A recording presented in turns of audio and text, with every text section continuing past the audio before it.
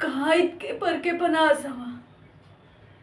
दादांनी कधीच माणसांची तुलना पैशात आणि वैभवात केलीच नाही. मग आई साहेब का अशा वागतात माझ्याशी?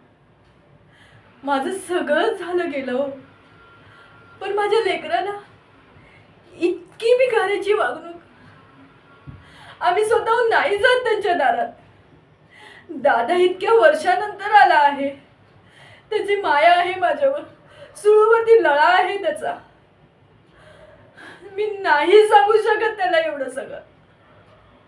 माझी कुचंबणा होते, माझी घुसमट होते. एवढं सगळं शिक्षण केलेलं असताना, ह्या सगळ्यावरती अधिकार असताना का मला अशी वागणूक मिळत आहे? का?